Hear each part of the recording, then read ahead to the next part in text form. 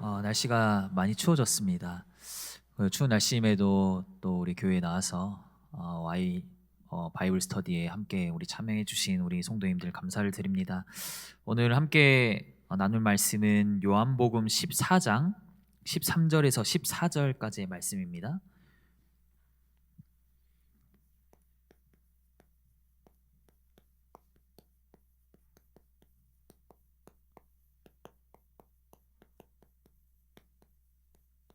요한복음 14장 13절에서 14절까지의 말씀을 다 같이 합독하도록 하겠습니다.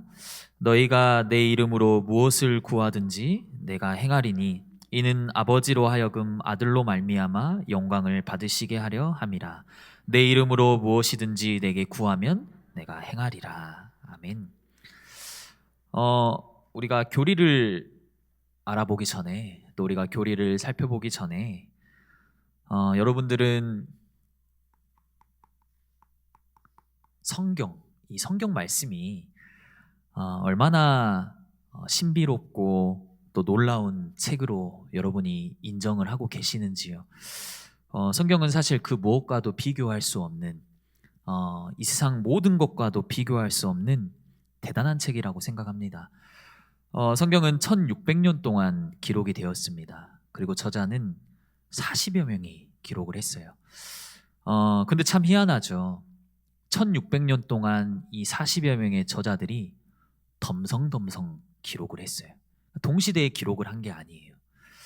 띄엄띄엄 저자들이 기록을 했는데 모아놓고 보니까 같은 내용인 거예요. 그러니까 모아놓고 보니까 한 주제인 거예요. 모아놓고 보니까 한 분의 이야기를 말하고 있고, 모아놓고 보니까 같은 목적을 지니고 있어요. 그래서 사실 성경은 정말 하나님의 신비한 책이라고 생각을 합니다. 그래서 여러분, 이 성경은 우리가 사람이 감히 흉내낼 수 없고 모방할 수 없는 하나님의 말씀인 줄 믿습니다. 구약의 1500년 동안 메시아가 오시겠다는 그 약속을 그 약속한 그대로 예수님이 이 땅에 오셔서 기록한 것이 신약 성경이에요. 또 신약 성경 100년 동안 구약에 약속하신 것들을 하나님이 다 이루셨다고, 또 예수님이 부활하시고 승천하시면서 제자들에게 또 다른 약속을 전달해 주셨어요. 그래서 여러분, 성경은 과거의 역사책이 아니라 과거, 현재, 미래를 다 담고 있습니다. 다 포함하고 있습니다. 그래서 여러분, 성경이 들어가는 나라마다 개화가 일어났어요. 그러니까 문명이 발달하기 시작합니다. 성경이 로마에 있을 때는 로마가 시대를 지배했고, 근데 어느 순간 성경이 덮였다가 유럽에, 또 성경을 독일에서 번역하기 시작하면서 그때 유럽이 깨어나기 시작했죠. 이 성경이 이제 미국으로 넘어가서 그때까지만 해도 이 아메리카는 원주민 미지의 나라였는데, 그 땅에 성경이 들어가서 지금은 이제 세계를 움직이는 패권 국가가 됐죠. 저희 나라도 미국이 뭐 말하는 대로, 또 대통령이 하라는 대로 끌려다니는 그런 강대국이 되었습니다.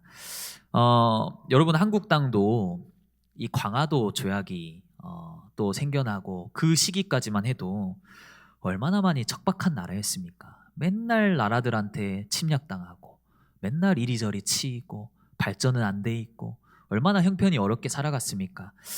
근데 이 약한 이 나라에 성경이 들어오기 시작하면서 우리나라도 이제 개화가, 문명이, 또 우리나라가 하나님의 축복 속에 그렇게 들어가게 됐습니다. 이 성경이 얼마나 소중한지요. 여러분, 교리 이전에, 소요리 문답 이전에 성경이 더 중요합니다, 사실은. 근데 이 성경에는 여러분 가르침이 있어요. 성경에는 기독교의 핵심 교리가 다 담겨 있습니다. 근데 이 성경이 일반인들에게 너무 어려운 거예요. 사실 여러분, 성도님들이 이 성경을 제대로 이해하기는 얼마나 어려운지요. 이 한국어로 번역된 성경은 원어로 보면 번역이 잘못된 게 많을 정도로, 또 해석을 우리가 심도 있게 해야 될 정도로 성경이 굉장히 어려운 책이에요. 또 66권이 너무 방대하기도 하고, 또 수만 장이나 되는 이 내용을 성도님들이 다 기억하기도 어려워요. 그래서 교인들에게, 또 우리 성도들에게 교리라는 것을 통해서 여러분들이 성경을 더 쉽게 알도록 또 교리를 만들고 한 명이 교리를 만든 게 아니라 수백 명의 신학자들이 모여서 기독교의 교리를 이렇게 정리해 나가는 거예요. 그래서 성경의 가르침을 근거해서 교리가 일반 사람들에게 또 일반 성도님들에게 더 쉽게 더 잘 이해하도록 또 교회가 교리를 가르치는 게 또 하나의 또 사명이기도 한데요. 근데 사람들이 또 성도님들이 교리를 배우면서도 어려운 거예요. 저도 이제 교리책을 읽다 보면 너무 어렵습니다. 책이 잘 안 넘어가요. 이게 단어들도 어렵고 이게 이해하기 쉽게 문맥이 되어 있지 않기 때문에 얼마나 어려운지요. 교리책도 얼마나 두껍고 뭐 신학교에서 교리책을 했는데 막 600페이지 이렇게 되면은 이게 참 쉽지가 않습니다.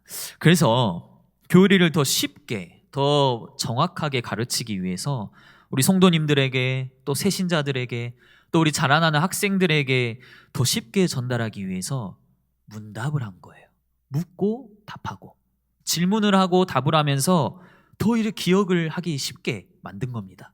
그게 지금 우리가 함께 하고 있는 소요리 문답이에요. 그러니까 대요리 문답이 있고 소요리 있고 이 작은 교리를 문답하는 거예요. 그러니까 묻고 직접 답을 하니까 더 이해하기 쉽게 당신은 왜 삽니까? 라고 물어보면 우리는 스스로 답을 하는 겁니다. 우리 소요리 문답 1문에 나는 하나님을 영화롭게 하고 그로 말미암아 즐거워하기 위해 우리가 살아갑니다. 이게 소요리 문답의 어떤 순기능, 또 우리가 교리를 공부하는 데 있어서 굉장히 우리에게 유익을 주는 일이라고 생각합니다. 그래서 지금 우리 교회가 작년 우리 11월부터였더라고요. 그래서 소요리 문답을 쭉 지금까지 해오고 있는데 벌써 1년 정도의 시간이 지났어요. 그래서 중요한 내용들이 계속 여러분들에게 또 우리 바이블 스터디를 통해서 우리 공부를 해나가고 있는데요. 소요리 문답은 전체 107문, 107가지의 묻고 답하는 내용들이 있는 그 중에 오늘은 이제 98문과 99문을 또 함께 나누고자 합니다. 거의 이제 마지막 시기인데요. 이제 소요리 문답이 무엇으로 마무리가 되냐면 이제 마지막에 결론과 같이 어떤 것으로 묻고 답을 하냐면 기도에 대해서 이제 기도에 관해서 묻고 답을 하는 거예요. 98문과 99문을 같이 읽길 원합니다. 98문을 읽겠습니다. 기도란 무엇입니까? 대답합니다. 기도는 그리스도의 이름으로 우리의 소원을 하나님께 고하되 하나님의 뜻에 합당한 것을 간구하고 우리의 죄를 자복하고 그의 자비하신 모든 은혜를 감사하는 것입니다. 99문입니다.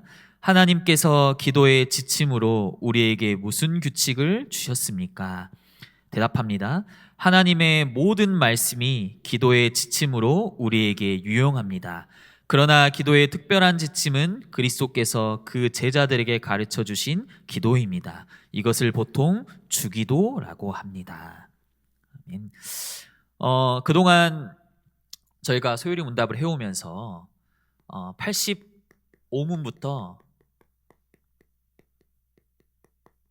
107문까지의 하나된 주제가 있습니다. 그 주제가 바로 은혜의 방편이라고도 하는데요. 저희 계속해서 또 전주현 목사님 통해 은혜의 방편들 이야기를 나눴죠. 근데 은혜의 방편이라고 하니까 너무 어려운 거예요. 이 단어가 뭘까? 은혜의 방편이 도대체 무슨 말일까? 저희가 계속 85문부터 은혜의 방편들을 배우고 왔는데 이 내용이 무슨 말일까? 너무 어려워요. 이게 무슨 말일까? 이해도 잘 안 되고. 근데 여러분 이렇게 이해하시면 하나님이 은혜를 주시는데 무질서하게 주시지 않아요. 그러니까 하나님이 은혜를 주시는데 그냥 사람들에게 질서 없이 마구잡이로 막 흐트려 놓고 마구잡이로 그냥 아무나한테 뿌려주고 그렇게 은혜를 주시지 않아요. 하나님은 은혜를 주실 때 정해놓은 통로가 있습니다. 정해놓은 방법이 있어요. 그 방법을 통해서 하나님이 은혜를 부어주시고 은혜를 전달하시고 그 통로가 바로 방편이에요. 하나님이 은혜를 주시는 통로와 방법이 있구나. 그래서 저희가 그동안 이 은혜의 방편은 크게 3가지로 있는데 첫 번째는 말씀을 통해서 하나님이 우리에게 은혜를 부어주시고 또 이제는 보이는 말씀으로써 우리 성례, 우리 세례와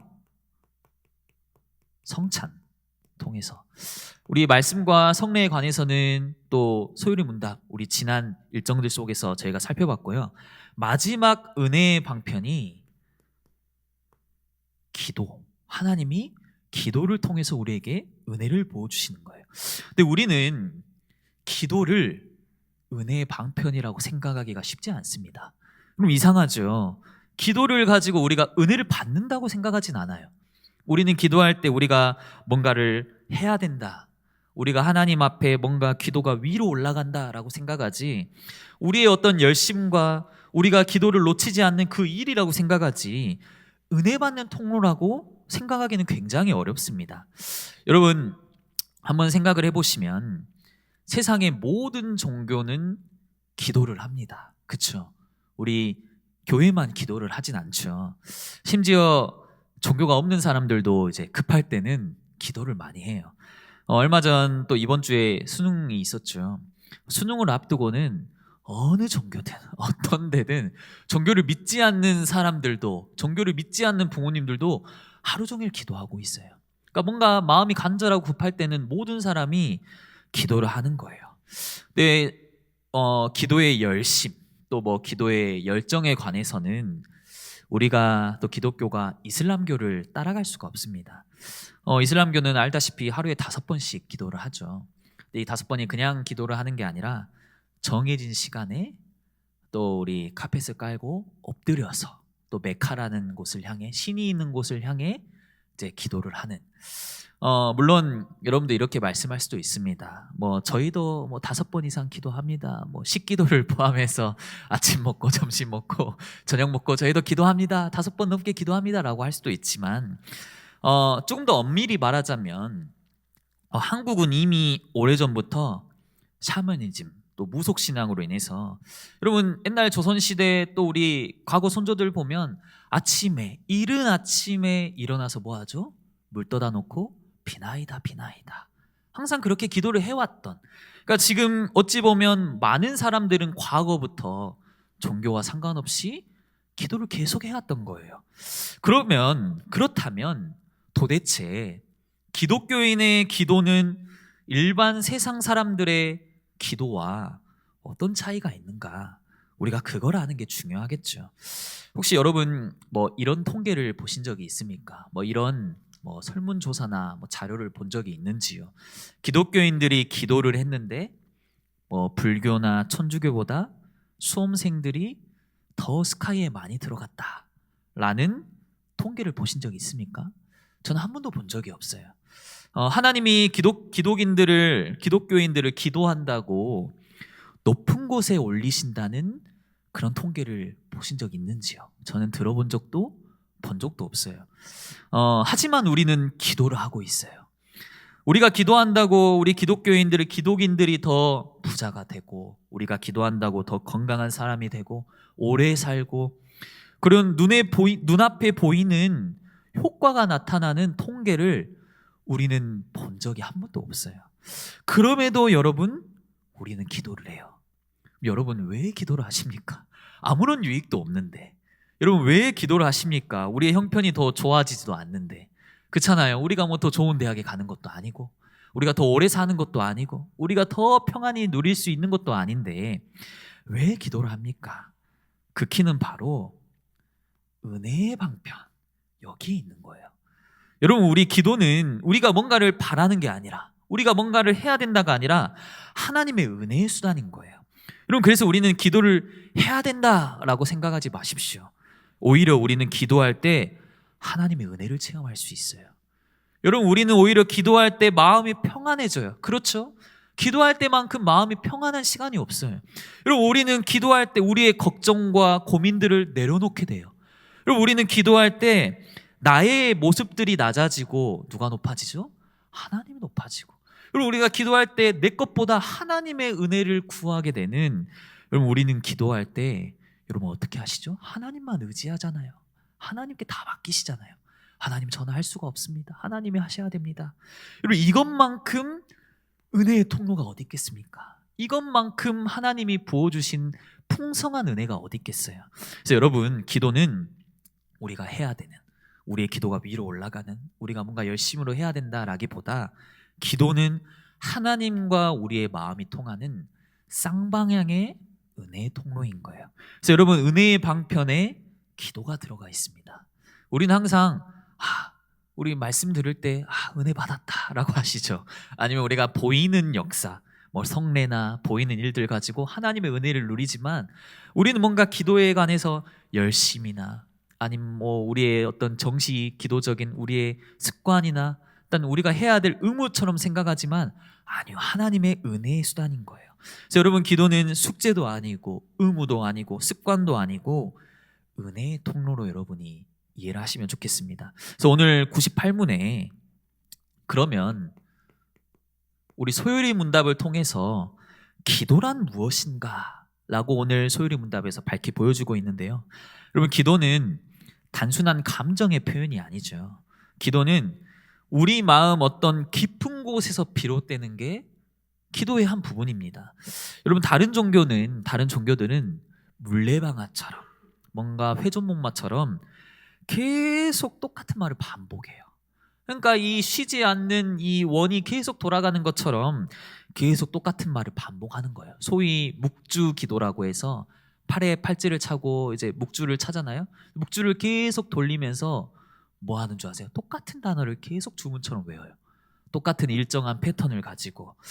불경도 똑같죠. 불경을 외우면서 계속 똑같은 이 불경에 나타난 단어들을 하나도 빠짐없이 틀리지 않게 외우잖아요.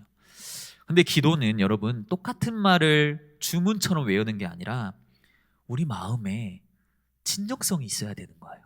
우리 마음에 깊은 곳에서 우리의 진심 어린 고백이 담겨 있어야 되는 거예요. 여러분, 어떤 이제 한 국회의원에게 어떤 어려움이 있어서 법을 만들어 달라 해요. 그러니까 국회의원에게 입법을 하도록 뭔가 이렇게 요청을 하잖아요. 그러면 서류를 보내고 뭔가 편지를 쓰고. 근데 어떤 걸 보면 국회의원 입장에서 어떤 건 보니까 똑같은 형식의, 똑같은 내용의, 똑같은 구조의, 토시도 하나 안 틀리고 똑같은 막 수십만 장, 수천 장의 내용이 들어오면 바빠 죽겠는데 그걸 뭐 관심이 얼마나 가지겠습니까? 매일 똑같은 종이가 올라오는데. 근데 어떤 한 편지는 정말 진심을 다해서 손으로 직접 써가면서 친필로써 편지가 하나 딱 달라오면 그 국회의원은 둘 중에 뭘 더 관심을 갖겠습니까? 진정 있는 편지를 보고 이 사람 아니면 또 이런 법이 필요하나? 라는 생각을 하겠죠. 마찬가지로 여러분, 기도는 우리 마음 깊은 곳에 중심이 담겨있는. 그래서 여러분, 성경에는 기도를 가지고 너희가 기도할 때 이방인들처럼 증언부언하지 마라. 너희가 주문처럼 외우지 마라.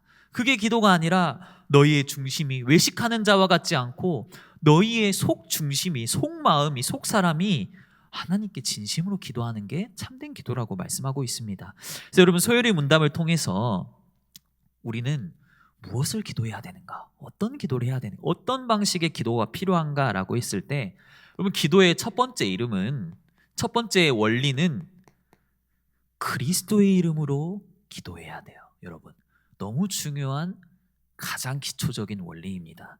요한복음 우리 오늘 함께 읽은 14장 13절에서 14절의 본문을 보면 너희가 내 이름으로 무엇을 구하든지, 예수님이 하신 말이죠. 내 이름으로 구해라. 또 14절에 내 이름으로 무엇이든지 내게 구하면, 구하라고 하는데 그냥 구하라고 하지 않고 내 이름으로 무엇이든지 구해라. 그리하면 하나님이 응답하겠다라고 말씀하십니다. 여러분, 하나님과 사람 사이가 멀어져 있는데 우리는 하나님을 만날 수도 없고 하나님을 볼 수도 없고 하나님 앞에서 다 심판받아야 되는, 우린 그런 존재인데 하나님과 사람 사이의 중보자가 되신 유일한 분은 예수님 한 분이에요. 여러분, 맞죠? 예수님이 그리스도 되심으로 말미암아 우리가 하나님께 나아갈 수 있는 유일한 길이 열렸어요. 그게 우리가 붙잡고 있는 비밀 아닙니까?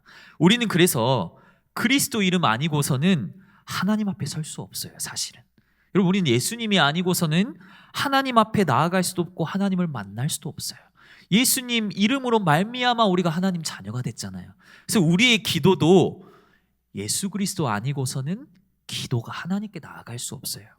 그래서 여러분, 세상의 기도와 우리의 기도가 다른 이유는 우리는 예수 그리스도 이름으로 기도합니다. 예수 그리스도 이름으로 기도합니다. 아멘. 이렇게 주문처럼 외우라는 말이 아니라 내가 진정 기도하는 대상이 그리스도께 연락되는 그런 일이라는 거예요. 그래서 여러분, 이 기도의 가장 첫 번째 원리는 예수님 이름으로 우리가 기도하지 않으면 우리의 기도는 하나님께 나아갈 수 없습니다. 여러분, 그래서 우리가 세상의 모든 기도, 간구하는 것, 바라는 기도와 다른 이유가 여기에 있어요. 그리고 두 번째로 소요리 문답을 보면 기도로 너희 소원을 하나님께 아뢰라라고 말하고 있어요. 여러분, 시편 62편 8절에 보면 뭐라고 고백하냐면요, 백성들아 시시로 그를 의지하고 그 앞에 마음을 토하라. 하나님은 우리의 피난처시로다 라고 말하고 있어요. 여러분, 이 성경 말씀을 보면 하나님은 우리의 피난처가 되신대요. 그래서 하나님이 피난처 되시니 너희 마음을 하나님께 토해라. 너희가 지금 어려운 고민이 있니? 당신이 지금 마음에 답답한 것이 있니? 간절한 것이 있니? 입술로만 증언부언하지 말고 주문처럼 외식하는 자처럼 막 남들에게 보이기 위해 우리가 기도를 크게 큰 소리로 하지 말고 너희 중심에 진짜 하나님 앞에 구할 것을 아뢰라. 너희의 마음에 답답한 것을 하나님께 고해라. 너희 마음의 소원을 하나님께 아뢰라 라고 말하고 있습니다. 그러면서 소원을 아뢰라 하면서 동시에 어떤 기도를 하라고 하냐면 하나님의 뜻을 합당하게 구해야 된다라고 말하고 있습니다. 요한일서 5장 14절에는 그의 뜻대로 무엇인지 구하면 그의 뜻대로 무엇이든지 구해라 라고 말하고 있어요. 여러분, 보통 우리는 기도할 때 나의 뜻을 구하죠. 나의 필요를 채우기 위해서 정말 많이 기도합니다. 저도 기도의 제목들, 기도의 내용들을 돌아보면 은연중에 제가 하는 기도가, 내가 하는 기도가 하나님의 뜻과 맞나? 라고 했을 때 아닌 것 같은 거예요. 제가 이렇게 기도를 잘못하고 있나? 라는 생각이 들 때가 얼마나 많은지요. 여러분, 우리는 우리가 바라는 거, 지금 내 형편과 내가 어떻게 되길 원하는 내 뜻을 구할 때가 얼마나 많은지요. 그래서 야고보서 4장 3절에 구하여도 받지 못함은 정욕으로 쓰려고 잘못 구함이라 라고 말하고 있어요. 그래서 여러분, 기도는 나의 뜻과 어떤 우리의 마음과 우리의 생각을 두고 기도하는 게 아니라 하나님의 뜻에 합당하게 구하는 게 참된 기도라 라고 오늘 교리에서 가르치고 있습니다. 그러면서 정말 중요한 원리 중 하나인 우리의 죄를 회개하는 기도가 우리 안에 있어야 된다라고 말하고 있어요. 여러분, 단지 하나님을 우리가 필요할 때 찾지 마십시오. 여러분, 왜 우리는 하나님을 우리가 필요할 때 찾습니까? 왜 우리는 하나님을 우리가 간절할 때 찾습니까? 왜 우리가 하나님을 우리가 뭔가 집중해서 힘을 모아야 될 때 찾습니까? 아니지 않습니까? 여러분, 우리를 도와주시는 분으로 이해하지 마십시오. 여러분, 우리는 죄인입니다. 여러분, 우리는 비참한 죄인이에요. 우리는 하나님 앞에 기도할 수도 없는 완전히 타락한 죄인이에요. 그래서 우리는 하나님 앞에 내가 죄인이란 사실을 고백하는 게 너무 중요해요. 내가 죄인임을 고백하고 나는 이 죄를, 내 문제를 스스로 해결할 수 없음을, 그래서 오늘 하나님이 나를 만나 주셔야 되고, 그래서 오늘 내게 하나님의 은혜가 필요하고, 그래서 오늘 내게 하나님이 주신 이 풍성한 은혜의 방편이 내 안에 임해야 함을 우리가 고백하는 게 너무 중요합니다. 그래서 제자들이 뭐라고 고백하죠? 하나님 앞에 어떤 고백을 하죠? 하나님이여, 내게서 멀어지셔서 나를 찾아오지 마소서. 나는 죄인입니다. 나는 죄인 중에 괴수입니다. 하나님, 제발 나를 떠나주세요. 나는 비참한 죄인입니다 라고 고백했던 것처럼 우리 안에 참회하는 죄된 그 모습을 인정하고 하나님 앞에 우리의 죄를 아뢰는 거, 그게 너무나 중요한 고백이라고 우리 소요리 문답에서 나오고 있습니다. 그러면서 우리 마지막으로 이 모든 것들 속에 하나님 앞에 감사를 드리는 거. 성경에는 항상 기뻐하라, 그러면서 쉬지 말고 기도하라, 동시에 범사에 감사하라. 우리가 하나님 앞에 감사할 수 있는 거. 여러분, 우리는 기도할 때 습관적으로 하나님 감사합니다. 우리는 이게 너무 익숙해졌어요. 저도 감사할 만한 상황이 아닌데 하나님 감사합니다라고 할 때가 많아요. 그 말은 의미 없이 얼마나 감사할 때가 많은지요. 그냥 의미 없이 습관처럼 내뱉는 거예요. 그건 아니요. 우리가 하나님을 만날 수 없는 우리 인생이 하나님께 기도할 수 있는 자격이 주어졌다는 거. 나는 죄인이지만 하나님이 우리의 모든 죄를 해결하셨다는 그 십자가의 은혜와 또 충만한 비밀을 우리가 두고 감사하는 거. 이것들이 우리 안에 회복되고 또 이것들이 우리 안에 있길 바랍니다. 여러분, 이게 기도의 원리라면, 이게 기도의 내용이라면 이 기도를 할 수 있도록 이 기도의 내용들을 한데로 모은 모범 답안이 있어요. 모범의 어떤 기도 제목들이 있어요. 여러분, 제가 로봇 청소기를 이제 집에 들여왔는데 처음에 이 청소기가 너무 어려운 거예요. 이거를 어떻게 해야 될지 모르겠더라고요. 뭐 이것저것 요구하죠. 뭐 핸드폰으로 들어가서 막 지도를 뭐 해가지고 분석을 해야 너무 어려운 거예요. 그래서 한 달 정도는 안 썼어요. 너무 어려워서. 참 문명을 거스르는 일이죠. 근데 이게 청소를 또 하다 보니까 이게 또 세척을 해줘야 되는데 분해를 해야 되는 거예요. 그래서 뭐 이런 로봇 뭐 이런 청소기가 다 있냐라고 생각을 했는데, 또 여러분 가이드북이 있잖아요. 설명서가 있는데 제가 설명서를 읽는 걸 너무 귀찮아해요. 그래서 그걸 무시하고 가이드북을 읽지 않고, 아니 이걸 보고 따라하면 되는데 그걸 펴보지도 않고 혼자 하려고 하니 얼마나 끙끙댔겠습니까? 마찬가지로 여러분, 우리가 무엇을 기도해야 되는지, 어떤 걸 기도해야 되는지 우리가 잘 인지하지 못할 때 성경 말씀에 그 기도하는 방법들이 나와 있어요. 그 기도하는 내용들이 나와 있어요. 여러분, 그래서 우리가 여러분 어떻게 기도해야 됩니까? 무엇을 두고 기도해야 됩니까? 라고 했을 때 성경에 주님이 직접 가르쳐 주신 주기도문이 있다는 거예요. 그래서 여러분, 누가복음 우리 11장을 함께 보기 원합니다. 우리 누가복음 11장 말씀을 함께 봅니다.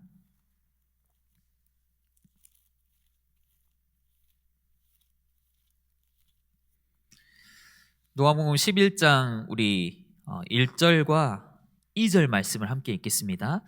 예수께서 한 곳에서 기도하시고 마치심에 제자 중 하나가 여짜오되 주여, 요한이 자기 제자들에게 기도를 가르치신 것 같이 우리에게도 가르쳐 주옵소서. 예수께서 이르시되 너희는 기도할 때 이렇게 하라. 아버지여, 이름이 거룩히 여김을 받으시오며 나라가 임하옵시며, 라면서 쭉쭉쭉 주기도문의 내용이 나옵니다. 여러분, 그런데 지금 이 본문을 보면 제자들이 예수님께 기도를 가르쳐 달라 했어요. 그러니까 제자들은 무슨 기도를 해야 될지 모르는 거예요. 기도의 내용이 맞는지, 이게 합당한 기도인지, 이게 정말 하나님과 마음이 통하는 기도인지 모르니까 제자들이 예수님께 기도를 가르쳐 달라 했을 때 예수님이 너희는 이렇게 기도해라 라고 말씀하신 본문이에요. 여러분, 그래서 주기도문 내용이 나오는데, 우리는 지금 21세기를 살아가는 우리는 이 주기도문이 우선순위에 많이 밀려 있어요. 많이 고백하지 않아요. 여러분, 사도신경은 굉장히 잘 외우시고 또 중요하게 여기시죠. 모든 예배 때마다 또 간단한 모임 속에서도 사도신경을 할 때가 얼마나 많은지요. 근데 사실 사도신경은 초대교회 당시 수백 년에 걸쳐서 만든 신앙인들의 고백들이 모아진 거잖아요. 그 고백들이 모아져서 사도와 같은 고백이다라고 해서 사도신경으로 불려진 전통 있는 고백이지만 사람들의 신앙의 고백이에요. 근데 이 주님이 직접 가르쳐 주신 기도가 있는데 우리는 그 기도를 본받으면 되는데 이 기도가 너무 딱딱해요. 그래서 우리는 이것저것 첨가합니다. 내가 원하는 것 넣고, 내가 필요한 걸 넣고, 이것 좀 해결하기 원하는 걸 넣고, 내 말투에 더 편한 것들을 넣고, 그러면서 우리 안에, 교회 안에 주기도문이 많이 멀어진 거예요. 그래서 보통 주기도문은 이제 목사님이 되기 전에 설교를 하는데, 목사가 되기 전에 이제 축도 권한이 없기 때문에 교육자들이 예배를 마무리하면서 축도 권한이 없는 교육자가 인도를 하면 주기도문으로, 그제서야 우리가 주기도문을 할 때가 얼마나 많은지요. 근데 여러분, 그런 경우에 우리가 주기도문을 하는 게 아니라, 여러분, 주님이 가르쳐 주신 기도는 우리가 무엇을 기도해야 되는지, 어떤 내용을 기도해야 되는지, 최고의 기도의 제목이자 최고의 기도 내용이기도 해요. 그래서 여러분, 하늘에 계신 우리 아버지요, 그의 이름이 거룩하게 여김을 받고 하나님 나라가 임하고 얼마나 중요한 내용들이 나오는지요. 여러분, 이 소요리 문답은 주기도문을 끝으로 마무리가 됩니다. 또 주기도문을 끝으로 기독교의 교리가 마무리돼요. 그래서 여러분, 앞으로 우리 바이블 스터디를 통해서 우리가 이 주기도문 내용을 살펴볼 때 여러분 스스로 이 기도의 내용들을 점검해 보시면 좋겠어요. 여러분 스스로 기도의 내용들을 체크하고 지금 내가 하나님 앞에 드리는 이 기도의 제목들이 얼마나 하나님과 방향이 맞아져 있는지 주님이 가르쳐 주신 거니까. 기도의 제목들이 혹시나 갱신이 필요하다면 바꾸고 개혁하고 갱신하고, 우리의 기도의 폼이 있다면 우리 얼마 전에 종교개혁 말씀 받았죠. 리폼, 우리를 리폼하고 기도의 내용들을 바꾸는 그런 일들이 일어나길 바랍니다. 여러분, 왜 기도가 마지막에 나왔냐라고 한다면, 여러분 신앙에 있어서 사실 기도는 마지막이 맞아요.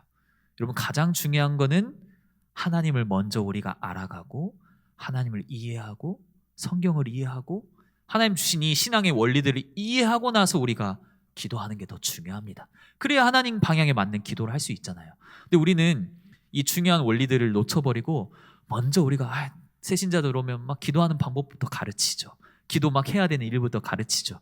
아니요. 그래서 기도는 가장 마지막에 나온 겁니다. 여러분, 또 이 바이블 스터디 마치고 기도회를 할 건데요.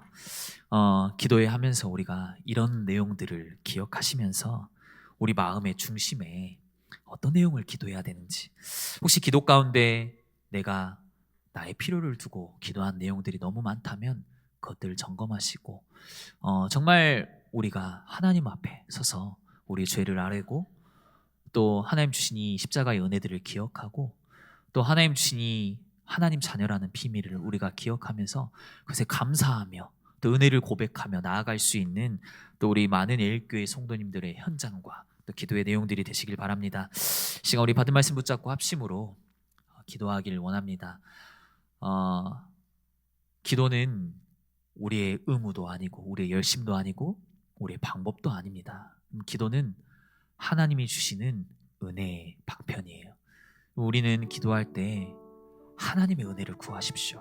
여러분, 우리 기도할 때 하나님의 뜻을 구하십시오. 여러분, 우리는 기도할 때 하나님 나라를 구하십시오. 여러분, 우리의 기도가 하나님 앞에 상달될 때 하나님과 방향이 맞는 기도를 하십시오.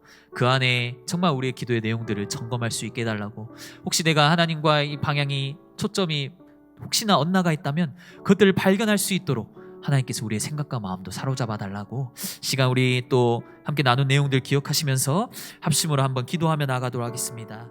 하나님.